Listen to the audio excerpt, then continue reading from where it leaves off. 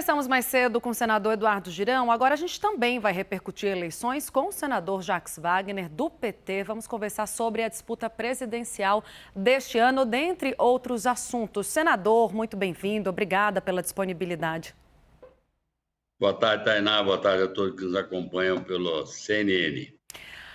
Senador, o senhor assume, então, a parte de articulação política da campanha, ao lado de dois nomes também muito experientes, o deputado José Guimarães, do Ceará, o ex-governador do Piauí, Wellington Dias. A preocupação internamente, o que a gente muito tem escutado, é de dialogar com setores onde hoje o PT enfrenta certa resistência. E também, dentre as questões que são colocadas para a gente é entrar, por exemplo, no mercado, no agro, no empresariado. Muito se fala de aproveitar a figura de Geraldo Alckmin para isso, mas vocês também podem ter essa missão. A pergunta é, quais são hoje, na sua visão, os setores com maiores dificuldades de entrada do PT e quais são as maiores urgências nesse diálogo agora? Olha, Tainá, eu sinceramente prefiro não apontar esse ou aquele setor. Eu acho que nós temos que fazer um trabalho daqui para frente, depois do lançamento da pré-candidatura do presidente e do vice Geraldo Alckmin, é de conversar, como você disse muito bem, com todo mundo. A minha característica é essa, a característica do Wellington, governador ex do Piauí, do deputado Guimarães é essa. Somos pessoas que temos essa característica aqui no parlamento, como governador do estado, de sempre ter uma abertura e uma amplitude de diálogo muito grande. Na verdade, eu creio que hoje o presidente Lula vem ampliando a sua penetração, a sua candidatura. O lançamento, eu acho que foi muito preciso, porque a fala dos dois, tanto dele quanto a do Geraldo Alckmin, particularmente a do Geraldo Alckmin, foi uma fala que deixou toda a militância do PT, o público do PT, muito satisfeito pela precisão da fala dele. E ele, eu acho que falou tudo que a gente precisa ouvir. Eu estou aqui pela minha responsabilidade com a democracia brasileira e com a prosperidade da nossa gente. Estou me juntando a um ex-adversário, e a política é isso. Você tem ideias, mas tem momentos que você se junta com aqueles que têm divergência para realmente barrar aqueles que são totalmente antagônicos a um e a outro. Então, acho que essa fala, ela é balizadora do nosso trabalho daqui para frente. Conversar com todo mundo que tenha diferenças com a gente, mas que essas diferenças sejam menores do que a responsabilidade com a democracia brasileira, e eu acho que essa eleição tem essa característica.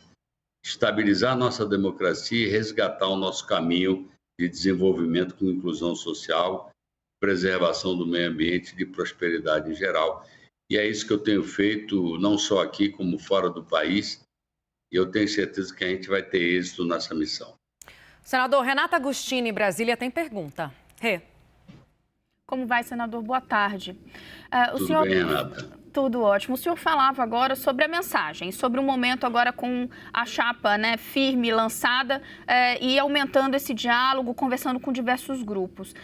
Quero trazer a conversa para a questão da articulação política com outros partidos. O ex-presidente Lula, no lançamento da chapa, falou que ele entendia que era um momento histórico porque o PT estava conseguindo juntar todas as forças do campo progressista, finalmente, num projeto único nessa eleição. O senhor entende que esse é o grupo que está fechado e que é ele que seguirá com o PT, ou ainda há espaço para que outros partidos se unam a esse projeto, à coligação? Olha, eu acho que sempre há espaço para ampliar.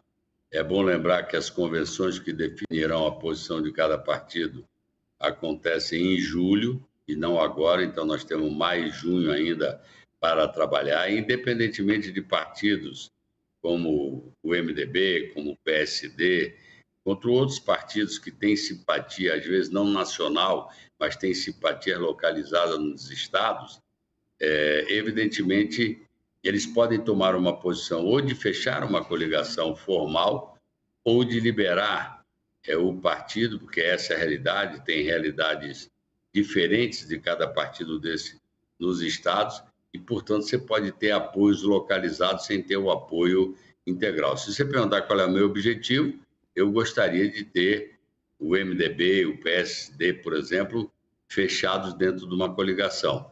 Mas reconheço que esses partidos têm diferenças internas que nem sempre conseguem unificar a posição. Mas seguramente nós teremos conversas, vamos dizer, estadualmente, com vários desses partidos, podendo ter esse apoio localizadamente. Então, eu acho que não tem nada fechado, nós estamos em processo de construção e de ampliação daquilo que foi anunciado no lançamento do último sábado. Yuri Pita também tem pergunta. Yuri. Obrigado, Tainá. Boa tarde, senador. Prazer falar com o senhor também. Boa tarde. Deixa eu colocar mais uma sigla nesse cenário que o senhor estava traçando, que é o PDT.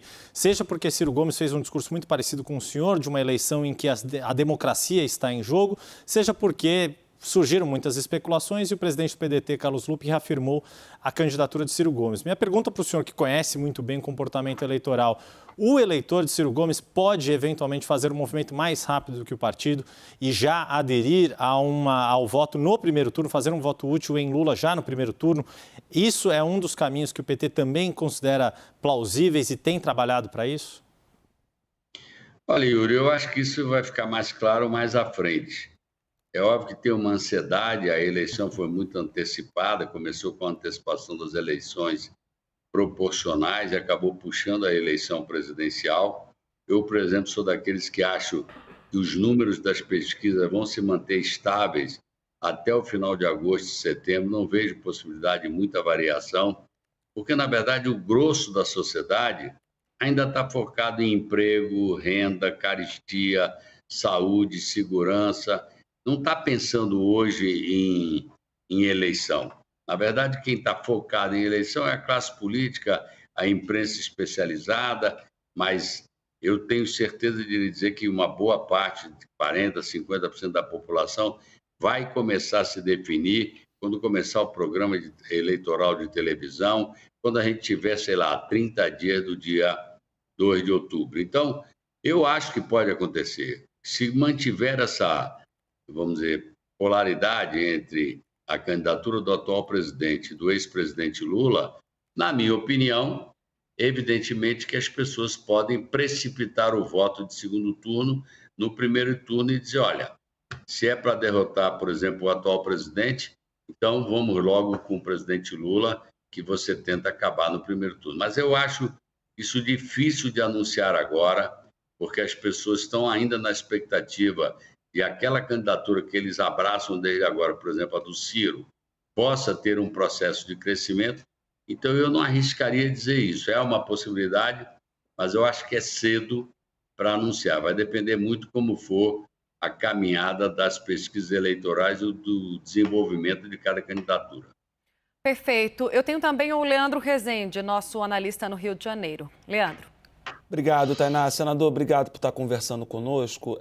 Hoje, a pesquisa Quest mostra que o ex-presidente Lula perdeu pontos entre os evangélicos e o presidente Jair Bolsonaro cresceu. Nesse grupo, que é importante do eleitorado, o presidente Jair Bolsonaro está com 47% das intenções de voto e o ex-presidente Lula com 30%. Como é que o senhor vê, senador, que o PT precisa encaixar um discurso para tentar recuperar ou conquistar esse eleitorado evangélico? Eu acho que, primeiro, nós não devemos falar de generalizações. Os evangélicos. Existem vários segmentos evangélicos, como existem vários segmentos em todas as religiões, até porque a religião não está atrelada a um partido político ou a um candidato obrigatoriamente. Eu acho que são conceitos diferentes, eu acho, inclusive, que são misturas perigosas de se fazer. A fé pertence a uma dimensão de vida diferente da política, que é muito mais terreno, terra, muito mais pragmático. Muita gente tenta invadir um território no outro, colocar como se você segue tal ou qual religião, você tem que votar nesse candidato. Eu acho que esse é um caminho perigoso. O Estado é laico, o Estado não tem religião oficial. Eu acho que são, inclusive, como eu já disse, partes totalmente diferentes da existência humana. A fé de cada um é uma questão muito íntima. Então, eu acho que o PT tem que continuar conversando, ajustar esse erro de generalizações porque eu acho que tem cristãos que são favoráveis à nossa candidatura, outros não são, tem evangélicos que são, outros não são. Se há uma maioria, eu acho que tem que se fazer um trabalho específico de mostrar que o presidente Lula é um homem de família, é um homem de fé, como sempre professor, e, portanto, eu acho que é um homem que não ameaça nenhuma convicção religiosa, lembrando que nós temos que respeitar todas as convicções religiosas, porque o Estado é laico e a nossa obrigação na democracia é respeitar a decisão de cada um ser humano. Bom, conversamos agora com o senador Jacques Wagner, ele que vai cuidar também da articulação política na campanha do ex-presidente Lula, sobre o cenário para as eleições presidenciais deste ano, também, claro, sobre as costuras políticas do PT. Muito obrigada, senador. Até uma próxima. Obrigado a você, Tainá, a todos vocês. Um abraço a toda a audiência da CNN. Tchau, tchau.